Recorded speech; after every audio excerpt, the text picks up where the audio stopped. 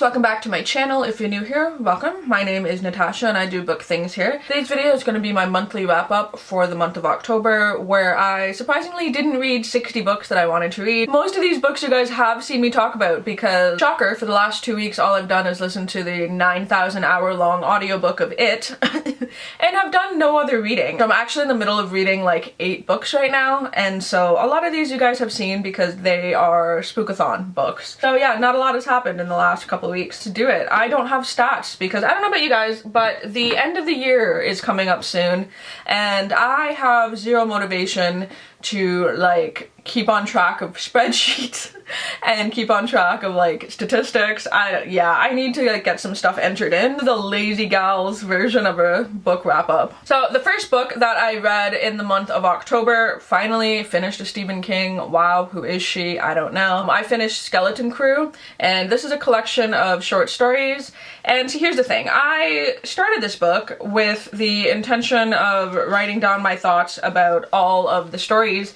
There are 1, 2, 3, 4, 5, 6, 7, 8, 9, 10, 11, 12, 13, 14, 15, 16, 17, 18, 19, 20, 21, 22. 22 short stories in this.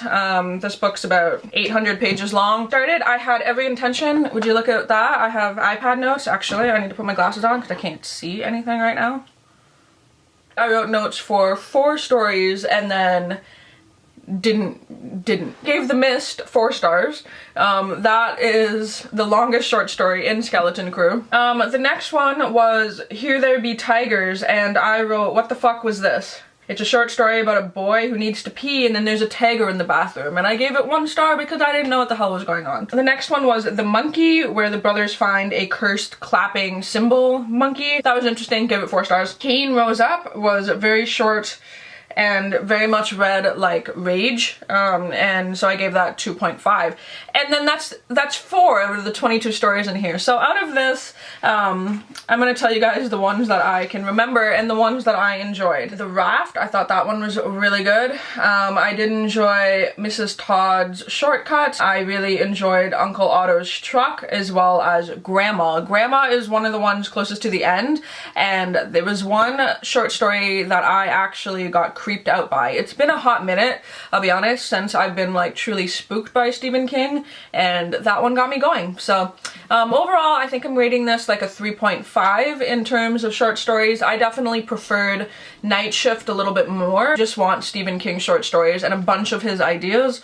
This one's pretty good. So the next book I have here is Ruth Ware's Turn of the Key, and this is my favorite Ruth Ware. Ruth Ware finally did a book that I like, and I'm not screaming at her characters the whole time. There's always an issue with me where her characters just seem dumb, like they seem just really stupid. So this one follows a live-in nanny who goes to live in and nanny these children, and things go horribly awry. Very technologically advanced house, and things happen, and there's secrets. Everyone has secrets, and ooh, are the kids haunted? I don't know. Is the house haunted?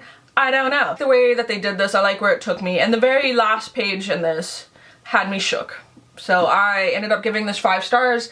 I liked it a lot. So the next book I have here is a sort of domestic thriller with a twist. That is My Lovely Wife, and without getting too much into this, this is basically about a couple who enjoys the act of murder, and I gave this a 3 because I thought it was interesting. I liked the idea enough. I did not like the characters, I'll be honest. I didn't like either one of them. It's pretty predictable for me. Don't remember too much more about this. This was exciting to read and it was page turning at the time, but I honestly don't remember anything that really had me like shook, or apparently the word of the day is shook. Expected a lot more from this, just from what people were sort of like hyping it up to be. Yeah, I knew a little bit about it, and other than sort of like husband and wife who murder and like to murder, there wasn't anything else really in it that was that interesting. And then I read just a bunch of graphic novels, and that was that. I haven't read anything since. Like I said, I'm in the middle of like 8 books right now, so I haven't finished anything,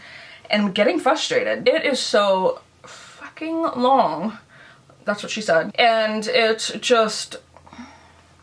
Ooh, okay. I I did end up reading both 1 and 2 of Lock and Key by Joe Hill, and this is so delightful. This is fantastic. This is a family undergoing some like weird past hardships and stuff, and then they end up in this house and there are these keys and different doors open up and the doors do different things, and even 2 books in, do I entirely understand what's going on?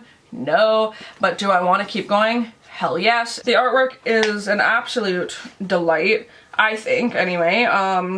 I really like the characters. I like the little boy, I like the mom, I like the son, I don't know, all the characters in it, and I want to keep going. But that's really all I can say because this is book 1 and 2.